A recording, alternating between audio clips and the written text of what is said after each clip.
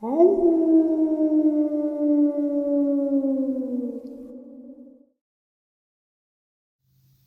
and salutations, everyone. I hope everyone is still doing well, and welcome to this very exciting second half. Before we jump into it, a couple links. As many of you know, I rely on Patreon, PayPal, channel membership, and the merch to help the channel to continue to grow and go. Links to Patreon, PayPal, and channel membership is in the description below. Merch displayed directly under the video. Also, Dogman Frightening Encounters, Volume 1 through 3, the audiobook versions. They were written and researched by Tom Lyons, narrated and produced by me, Jeff Nadolny. Those audiobooks are available on Audible, Amazon, and iTunes, links to which are also in the description as well. And finally, last but definitely not least, if you'd really like to help support the channel to continue to grow and go, simply subscribe. It doesn't cost a cent. Click that like button, takes half a second. If you don't want to miss out on any of the informative uploads I put out daily, click that bell icon, and folks, please leave a comment. Why? Well, because all these things really do help the channel to continue to grow and go. And yes, folks, they definitely do matter. Now, everyone, I have taken far too much of your time. Let's jump into today's second half, shall we? All right, folks, so just a joke, but we all know the infamous Florida man. Well, today's second half is the infamous Florida Dogman. Let's get into it. Today's first Florida Dogman subscriber encounter. Hey Jeff, I hope you are feeling well. I was living in Camden, Tennessee. I was hearing a lot of coyote around the house till one night I heard and saw something moving down the middle of the street.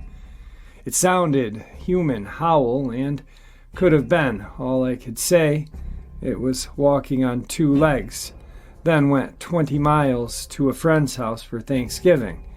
And I have told you this, I found a few tracks in the hay, but I won't show on my phone.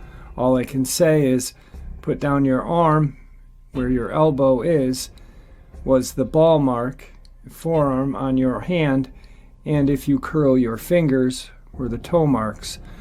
But the about 2 inches further was the claws, about 2 inches wide, 4 inches long. I figure it was sitting on its haunches than just pad marks walking away. So I moved to Florida and wound up homeless. I was staying in a bird sanctuary in Daytona, a few times headed back to my camp. At the same spot something would track me. I never saw it, but it happened like 3 times. Okay, so my camp was a half a mile in. So this time it was 4 a.m. I headed out. Almost out of the woods, 300 yards left, I turned the corner and heard something. I was wearing a headlamp with a battery that was almost dead. I saw an eye looking at me. Not eyes, Jeff. An eye. A single eye. It was golden in color, to a green, depending on the angle you look at it. At first, I thought it was a possum climbing a tree, like you may. But at the base of the tree, I heard a shuffled step, or a repositioning of a feet.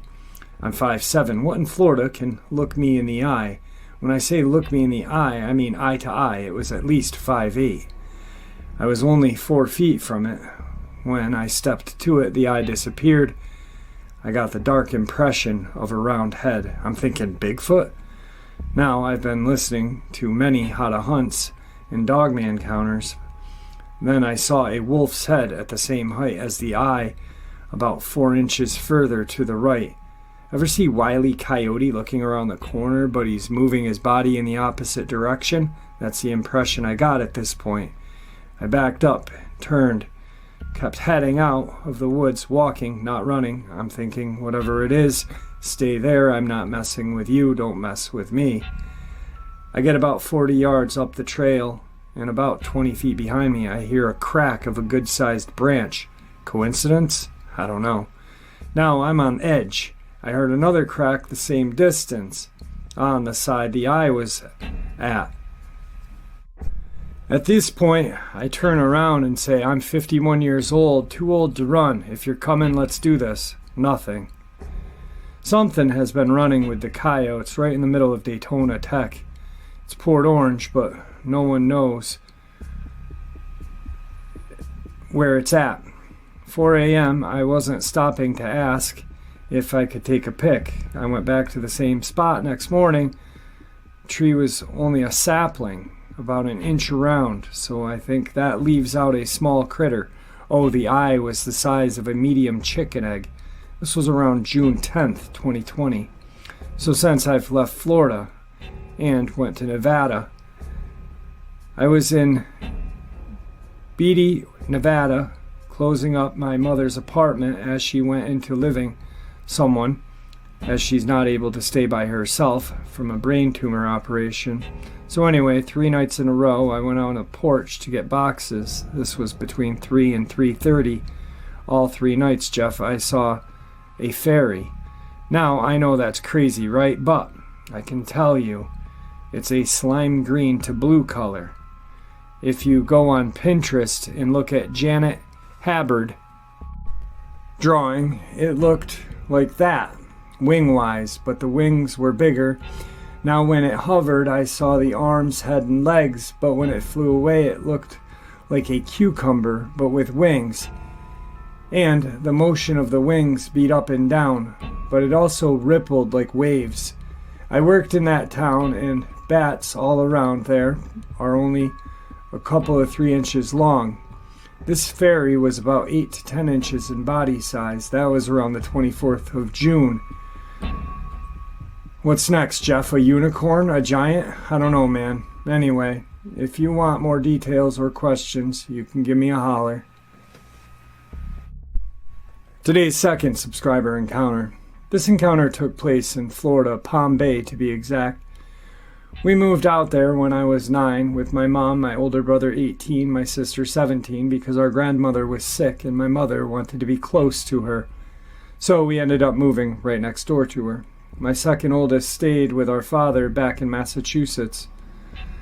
The area in Florida where we lived was small, surrounded by a couple of other houses, and for some reason barely any light posts, so it was very dark at night. I remember neighbors would complain about things like their garbage is being spread around in loud bangs, but everyone usually chalked it up to being wild animals or kids messing around. It happened to us a few times as well, but no one could do anything about it, other than just get upset about it. So on this night, I will always remember this because it scared me so bad.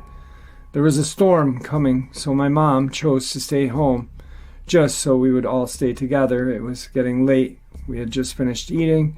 She went to go check on my grandmother just to see if she was okay or if she needed anything.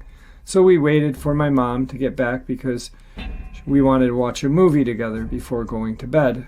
My siblings and I were trying to figure out what we wanted to watch. All of a sudden the door swings open and she rushes in, shuts and locks the door. We all look at her, like wondering what happened, and she just tells us to be quiet and sit still. My brother gets up and asks what it was, and before she says anything, we all hear this dragging of nails on the side of our house and growling. My mom reaches out for me and my sister. We run towards her, scared. I shut my eyes and hold on to her, and she whispers to us, "It's okay, it's just an animal. It'll be gone soon, be quiet." My brother this whole time was standing there terrified, not knowing what to do. It dragged its nails a few times while growling, and all of a sudden it stops and we hear thumps on the top of the roof. And that's when I just let loose. I was crying. It was terrifying. Not only what I was listening to was scary, but knowing what it was that made it worse. Then my brother looked at us and saw pure terror. At that moment he ran to the kitchen and got a knife and ran outside. He then came back inside a few seconds later and said it was gone. My brother and mother looked at each other but didn't say anything about it. My mom then said a little prayer and proceeded to put a movie to help me go to bed, but I couldn't the whole night. I was just hoping that the thing didn't come back. About a year ago, my brother and I were hanging out, just talking, and I brought up the time we saw the huge bear, and his face went pale, and he said to me, "That was no bear," and proceeded to tell me about the day and also the Florida incident. And then he says to me, "I was waiting for the day you'd ask about that." He didn't want to tell me till I got older. All those years he kept it to himself. Who knows what else he knows. Ever since then, I went down a rabbit hole of wanting to know more, and that's when I came across your channel. Since then, I've felt like this has been my life, and before that has been a lie. She has another incident that is not in Florida, I believe in Massachusetts, but this is a Florida upload, so I wanted to keep it separate. Yeah, her brother saw the Dogman both times. I hope she's listening to me talk right now, because I know she still listens to the channel. If you have gotten a chance to talk to your brother, please get him to come on and have him share with us the real deal of what happened. All right, thank you for being a subscriber for so long too. Today's third Florida subscriber encounter. First, you're welcome to share this encounter, but please do not use my name. First of all, a little background. I'm located midway down the west coast of Florida on the peninsula, Pinellas County, west of Tampa, north of Sarasota, south of Pasco County. Now, the only land access is from the north. To get here from Tampa requires a ride over the bridge, same as Sarasota. Now, Pinellas isn't rural largely. It's basically a suburb, or many suburbs. St. Petersburg is my town, but there are many towns in the county. We have Rays Baseball Club. If you follow baseball, you know what I'm talking about. We have a few county parks, but most part, we have totally developed a concrete jungle. Now on to my encounter. With the scamdemic in full swing late September, early October 2021, my wife and I had fallen on hard times. We were living in our SUV, parked in the front yard of a friend. We were homeless. But it wasn't a big deal. We're minimalists anyway. Now, the person's home we were staying at had about 15 cats outside, which the lady would feed daily. Not to mention the 17 cats inside. Oh yeah, the neighborhood cat lady. Hence why we lived outside in the SUV. Now, there are possum and coons around, especially since she would leave dry cat food in bowls outside for the cats. So every evening, the coons and possums would help themselves to a free meal. Well, for about 2 weeks, we would hear the coons at night, 1:30 to 3, creating huge ruckus. Wake us up the first time I heard it. I knocked myself out jumping up out of sleep, hitting the roof of my truck. Now, it would go on for a few, then quiet down. This happened every night, and it got old quick. I went to Walmart and got a slingshot and some ammo, and when it would happen, I would step out of the truck and sling a few shots their way in the trees to scare them off. I'll go back to sleep. On and on it happened every night, at the same time. I would always use a headlamp and eye shine the coons and try to chase them off. Well, I had recently gotten a new cell phone, and it had a decent night vision camera built in. Here's where stuff went sideways for me. The usual racket commenced, so I got out with the phone, not slingshot, and started to scan the old oak tree out front where the raccoons resided. As I did, I was not prepared for what I saw. About 30 to 40 feet in the tree above the house on a main branch is a coon's nest.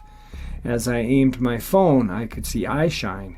Not unusual, but then I remembered no headlamp, just phone. These eyes were also an amber color, not greenish blue I would usually see. I snapped a couple of pics because everything went quiet, like they were expecting a lot of shots coming their way to shut them up. The amber eyes didn't seem right to me now. I'm 46 years old and grew up in your neck of the woods, Corning, Elmira, Horseheads, New York, upstate. So I've hunted and fished my entire life, seen lots of animals, yet these eyes just didn't sit right with me. So I zoomed in and snapped another couple pics. That's when it happened. Cold chills ran through me. Looking at me was a Dogman that basically looks like the close-up you use as a thumbnail a lot. Jet black, squatting in a tree, bent down, about to snatch a coon out of its nest. The look in the raccoon's eyes was that he was about to be on a milk carton. Now, as I'm looking at the picture, I was like, you've got to be kidding me. I'm in the city. Never expected to see anything like this. Well, I was in disbelief, but I said, enjoy the noisy little. Have the good rest of your night. Got back in the SUV, grabbed my pistol, a Glock 20 SF Gen 3 10mm, 15 shot. I was not getting out of the truck, but it was not coming in. I racked around, and my wife asked, what's wrong with you? You can't shoot that cannon off in the middle of the night in the neighborhood. The cops will be here in seconds.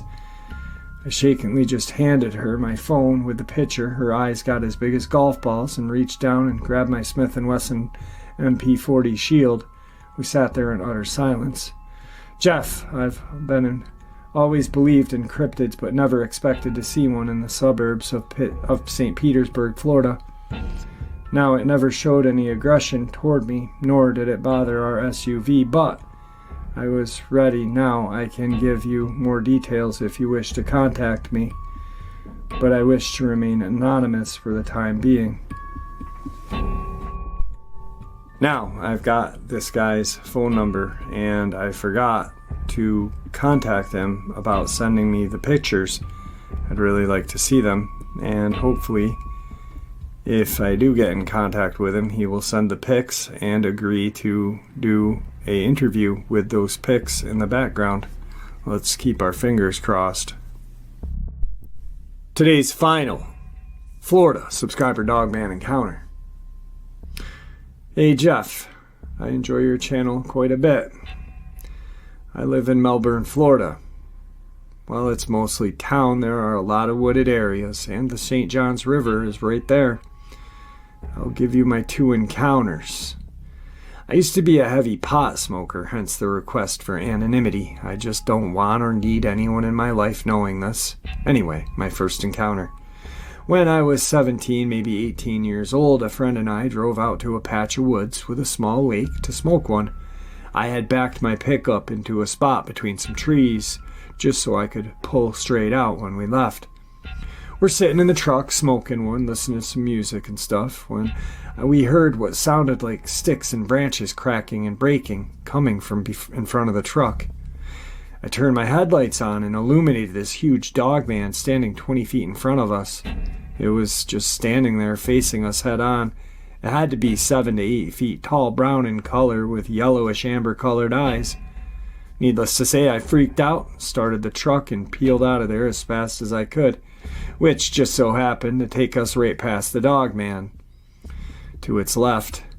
It didn't interfere with us leaving, and I did not stop or slow down for about 5 miles.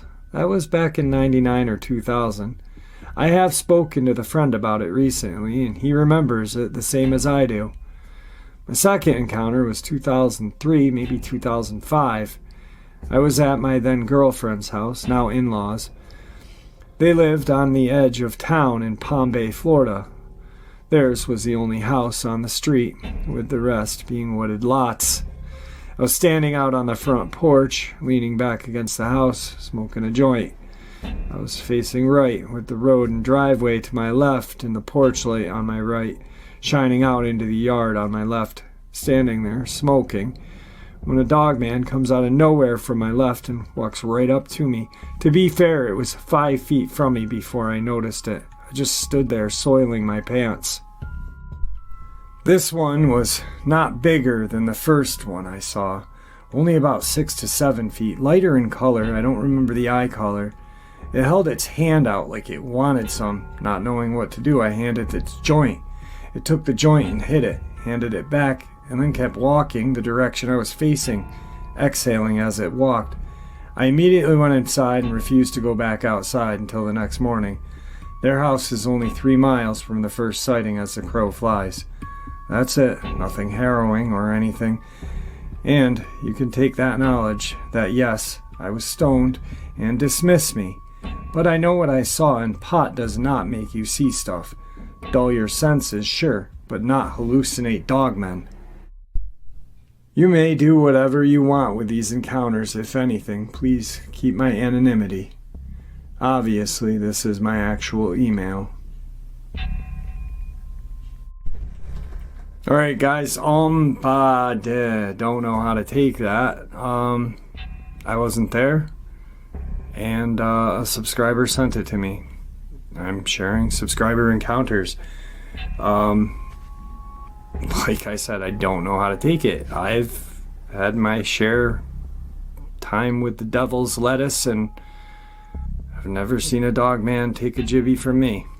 But who knows? Maybe they like the old THC. Anyway, moving on to Georgia subscribers. Hey Jeff, the incident I described happened in late summer of 2018. It was in the mountains of North Georgia. I'm a surveyor with 20 years experience in Georgia, Tennessee, Alabama, and North and South Carolina.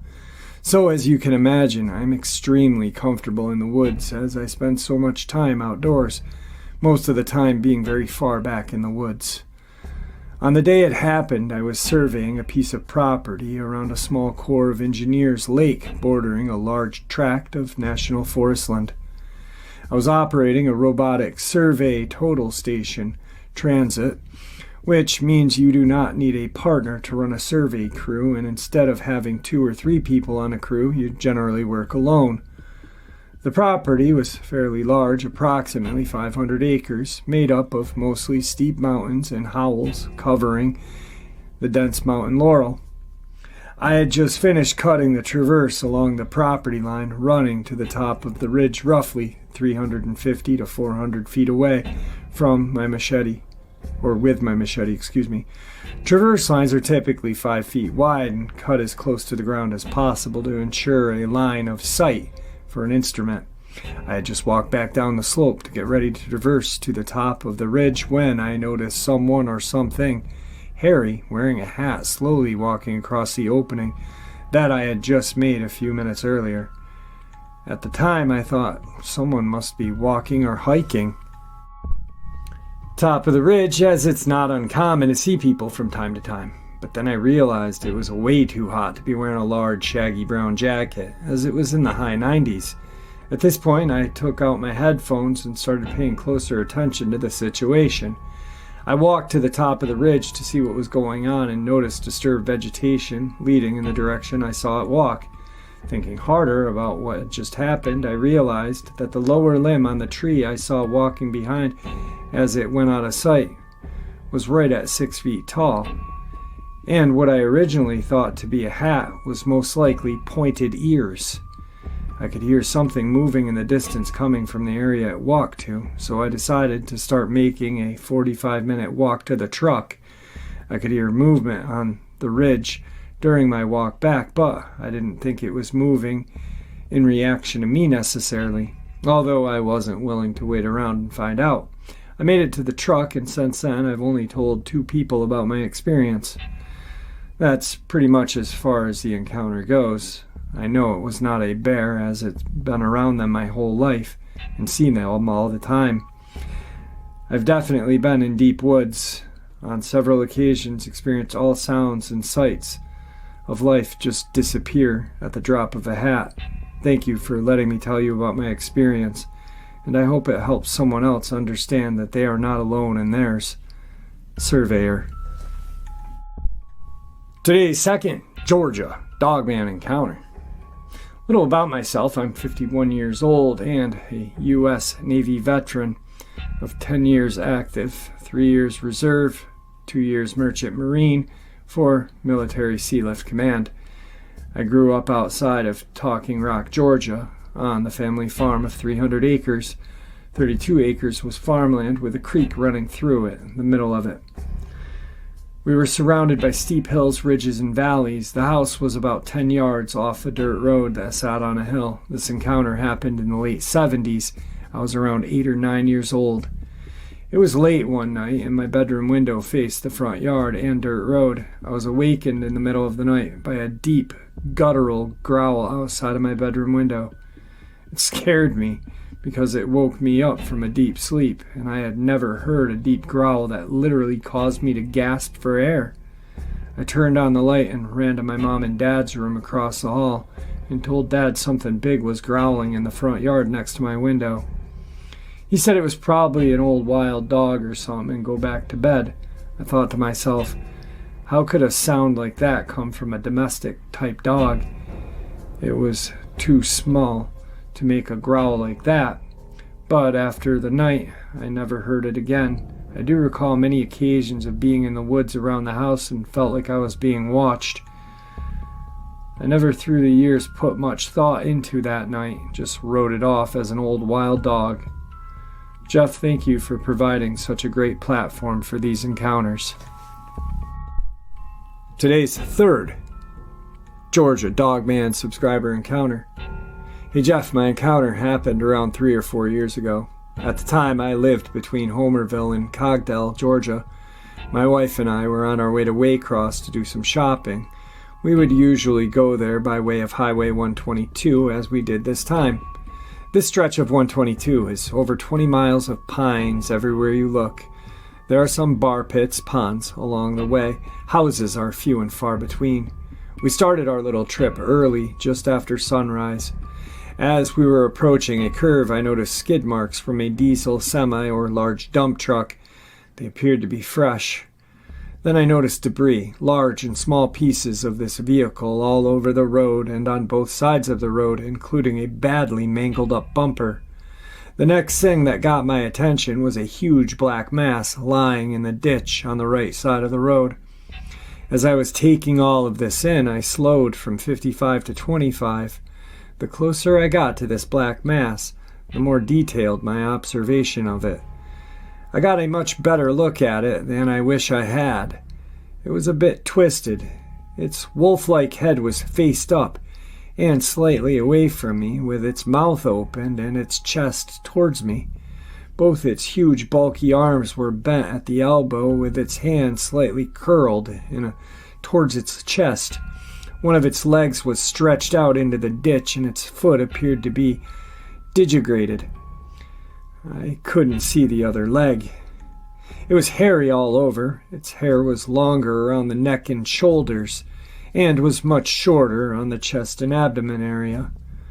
Its chest and abdomen area was much like a human bodybuilder. I didn't see any genitalia, but I'm pretty sure it was a male. I'm pretty sure it was dead.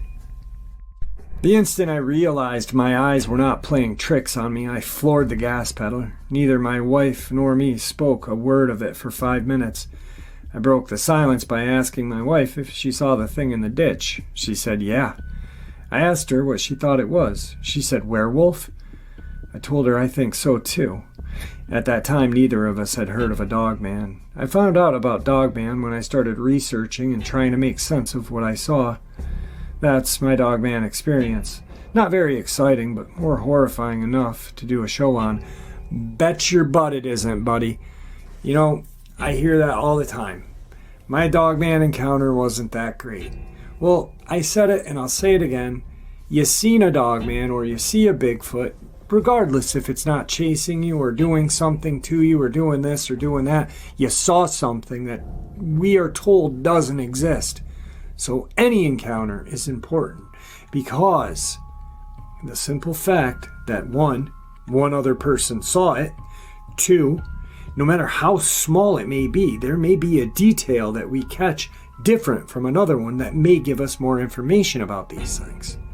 So any encounter is important. They all are. Today's fourth Georgian Dogman subscriber encounter.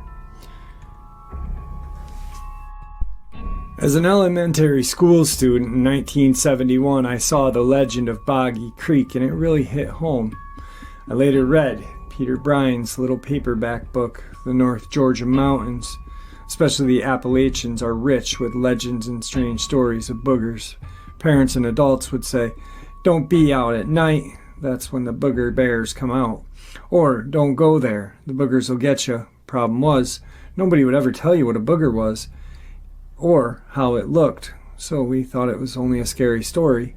In the spring of '73, a game warden went missing overnight and was found on a rural road, walking the next morning by a passing car. He was exhausted, confused, with his clothes torn, and couldn't remember what happened. It was later said that he claimed he had seen a tall, hairy creature with a big head and a face like a bull. This story was buzzing about for weeks, and suddenly all the talk went quiet. We think he either quit or the state relocated him. It was March of '74. I was 15. I didn't drink or smoke anything. I was a straight arrow football player and not the type to tell stories. It was 8:30 at night. I was riding in a car with 3 other guys, and the driver was about 2 years older than us. We were spotlighting deer, illegal, but not for a purpose of shooting one, just checking them out. We were going down a main road. It was barely paved and full of potholes. As we rolled along at about 15 miles an hour, we spotted a buck and 2 doe on a chest-high red clay bank with brush and overgrowth partially blocking our view. This was at a 4-way crossroads where the very narrow dirt gravel right-hand road led off into a completely deserted forest with no homes. On the left was another dirt road with an old church on the corner. Further down that road were a couple farms. A river runs down one side that is fed by the Amicalola Falls, which is located at the head of the Appalachian Trail. Ironically, there is an area of the river known as Devil's Elbow, where moonshiners, car thieves, pot growers, hunters were allegedly have gone missing. This is the same area where the game warden went missing. I was in the passenger rear seat and couldn't see the deer really well. We stopped and the guy in front of me got out with a spotlight, an old D-cell, and shined the deer. It was apparent that they had been running and were tired because they didn't haul ass when we lit them up. About 3 or 4 seconds after exiting the back seat, I heard a crack and pop 45 degrees to my right in the forest. My friend who was sitting next to me heard it and said, "Oh crap, it's a game warden." I said, "That's one noisy game warden." He then began urging the driver to get us out of there. About that time, some more noises, like something large moving through the woods. I instantly thought bear, because a 500-pounder was killed in our area, but bears are known to be very quiet when they walk. So I started saying, "Let's go," and the hair stood up on my arms and neck, and I began to feel sick with fear. About that time, approximately 75 or 80 feet to my right, at a 15 to 20 degree angle, I watched a large hulking figure cross the road from bank to bank in 3 forward-leaning steps while swinging its arms. From the sound it was making, it appeared to be approaching the deer, and at that moment, they bolted out of there. Now, let's pause for a minute. I was frozen with fear, and it seemed like time had slowed down. My friend to the left said, "What the heck is that?" And now we're both saying, "Let's go, let's get out of here." I got one foot in the car. Then I look up on the top of the embankment and see the outline of the figure move slowly and got behind a tree where its face and head were obscured. My friend with the spotlight starts slowly getting in the car while myself and the other dude dive in the back seat. At this time, my older, more stubborn friend pulls out a .22 caliber pistol and says, "Who are you? Talk to me or I'll shoot." Now we're all screaming, "Let's go." And he says again, "Tell me who you are or I'll shoot." I think my friend in the front of me still has the light pointed over at it. At that instant, we hear a big bang, bang, as the driver shoots up in the air. He immediately throws the pistol down and jumps in the car as we spin out of there sideways. Now I'm shaking all over so bad that my feet are actually tapping, and everybody but the driver is talking at once. I don't remember who first asked. I think the guy in front. They got a better look, but "Did you see that?" The driver was silent as we drove until we found a closed gas station to pull into. He got out and went to the drink machine and downed a Coca-Cola, still not talking. So my friend is driving us all home. It's about 10 p.m. and we're planning to go back the next day and look around during daytime. We also agree to only tell our families, minus the part about the gunfire, of course. After we drop off my friend in the back, we're heading to my house. My friend in front says to the driver, "Hey man, what did you see?" Nothing but silence until we got to my house, where my friend in front says, "You saw its face, didn't you?" He very quietly said, I sat there for a minute waiting for more, but it was obvious he wasn't talking, and it was getting late on a school night. I then had to get out and walk up the long path to the dark backside of my house, which sat at the foot of the mountain. When I got inside, my mom noticed that there was something wrong, and her first question was, "Has somebody been drinking?" Now, that was all I needed, so I finally managed to tell her the story. My mom replied, was probably the devil. But my dad, who grew up on a farm only a few miles from this incident, sat silent, looking at the TV. It was his older generation on both sides of the family who used the term booger. Growing up on the farm, he knew all too well about booger stories, and later said that he would hear strange screams and sounds coming from the woods. They always blamed it on panthers, but they were all hunted and killed by the early 1900s. The few other people I shared this story laughed and ridiculed me, so I shut my mouth until the 80s. So the following day we all head back, and our driver still doesn't want to talk. We get to the location and couldn't find any footprints, but we do find branches that are broken. Then we get to the tree where its face was hidden. Prominent crocked limb stuck out and bent upward. I could stand flat-footed and reach the limb with my arm almost extended. That put the creature at 7, 10, or possibly bigger. We went back 2 more times that night to look, stupid and heavily armed, but found nothing, thank the Lord. About 2 months later, I was in church and saw a girl that lived on the same road but closer to the main highway. Told her what happened, and a very serious expression took over her face.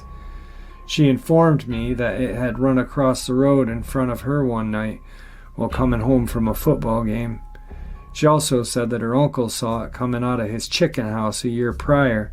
I sat there silently thinking, oh God, why have you allowed such things to exist? In 1980, a new subdivision was being built near our encounter. A story circulated that the first resident of this subdivision came home one night to find his back door broken down and his kitchen ransacked. Nothing stolen, just destroyed kitchen. I don't know the man, but of all things, he was related to the friend who drove the night of the encounter. Before church one morning, I asked him, some 6 years later, if he had seen the face that night. He nodded yeah and looked away. My opinion is the sight of it really scrambled his eggs and didn't want to deal with it.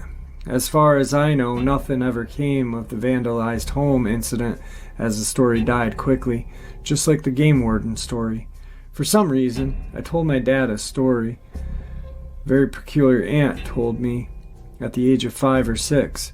She and my uncle lived in a house at the top of a big hill at the foot of their mountain, about 7 miles from our incident. She claimed while rocking on the front porch one night, a very large, hairy man with a very ugly face came around the corner and stood motionless, looking at her 8 feet away. She said that she felt paralyzed with fear and could only cut her eyes to look at it. She was unable to call out to my uncle sitting in the living room behind her, only feet away. She claimed that she closed her eyes very tight and began praying to herself, and a few seconds opened her eyes and it was gone. I remember her saying the face looked like it got hit by a hammer. I asked my dad if she was crazy, to which he replied, "Folks thought so." Brother, if you're listening and you hear this, please email me because I lost your email. I want to talk to you. Thank you. Today's final Georgia subscriber encounter. Actually, today's final Florida and Georgia subscriber encounter, but this one is from Georgia, is now. Hey partner, I've been a fan since I found your channel. I really admire your work and grit. Before I was trying to tolerate the cat, I need not mention whom I believe found passion and profiteering from people's real life and concern over helping them. That moonlight sonata of his smells of someone who spent too much time watching Michael Myers, I think. I'm not one to drag someone into uncomfortable conversation, but I think a man of your integrity understands. Anyway, That's my way of saying I am really thankful for someone with your heart. Now, if you will, sir, bear with me. I am not much of a writer, but I can assure you I've got quite the story. I'm just a simple 38-year-old man from Elberton, Georgia. My great-grandfather worked for a granite business, had erected the Georgia Guidestones, Elberton Granite and Finishing Company.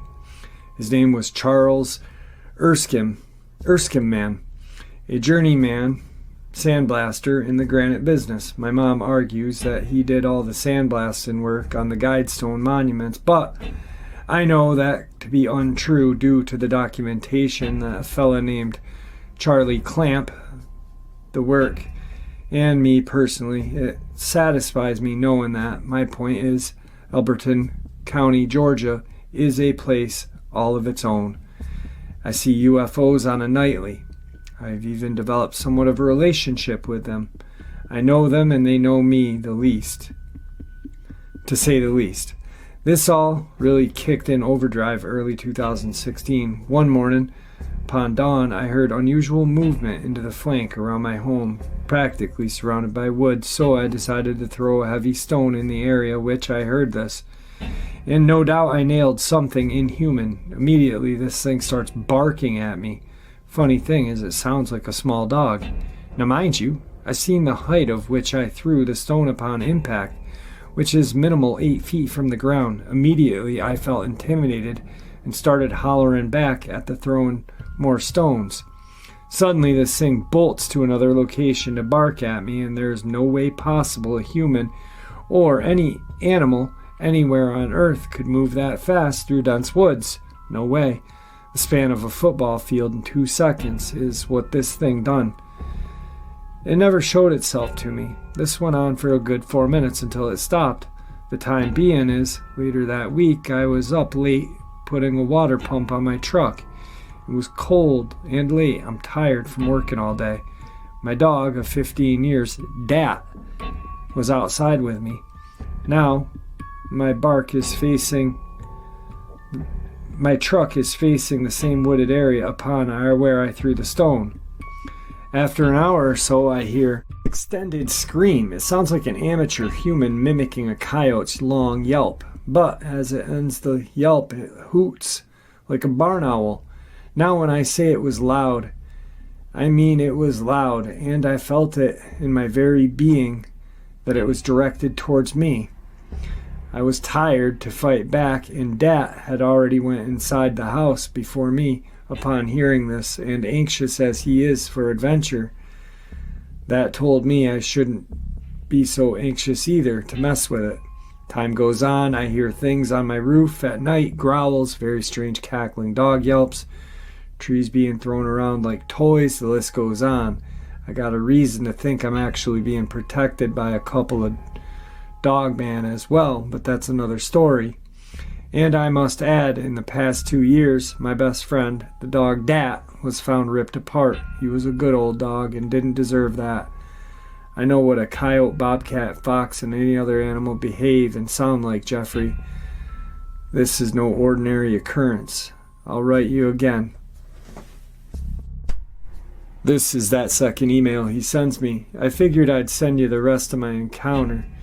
And the one reason why I feel as I am being protected by something, this happened a couple months ago. I was outside at night, and to my right, about 60 feet away, is the wood line. It's dark, so I can't see. Suddenly I hear something quite heavy running, coming to a stop, panting for breath. I compare it to a grizzly gasping for air. There are no grizzly here in Elberton, Georgia.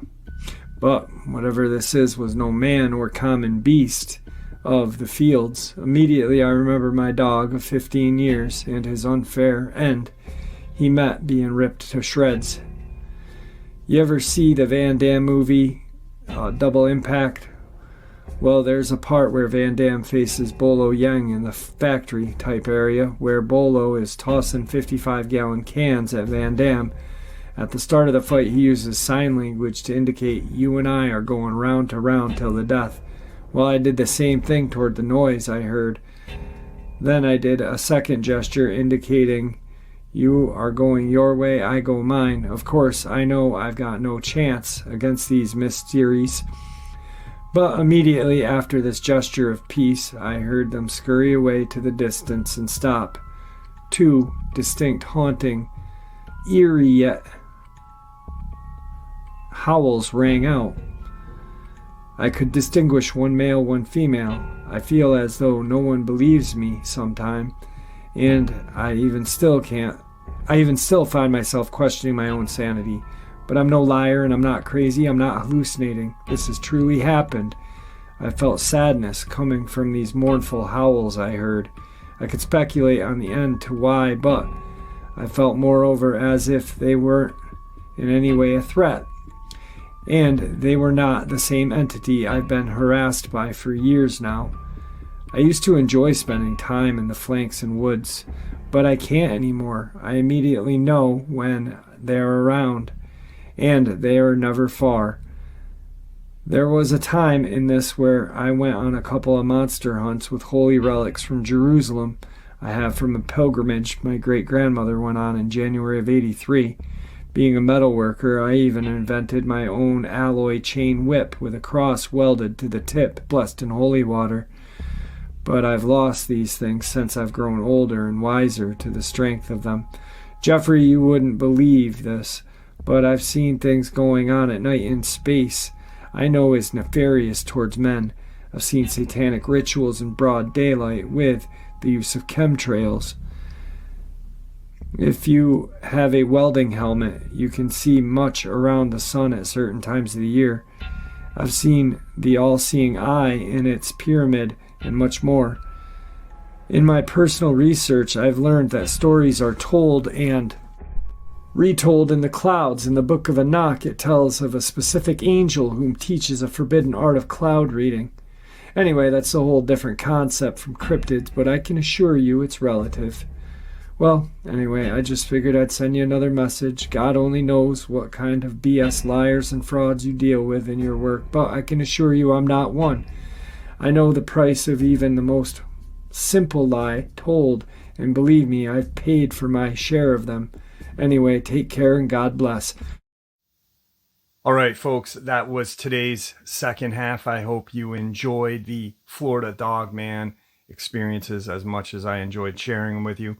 I'd really like to thank you all for supporting the channel. It is your support, after all, that helps this channel to continue to grow and go. And honestly, what makes it a place where people can share their experiences, ideas, and theories, judgment and ridicule free, simply treated with the respect that we all deserve. Thank you. Everyone stay safe, happy, healthy, and ever vigilant, keeping an eye on our children, pets, family, and friends. These creatures are real.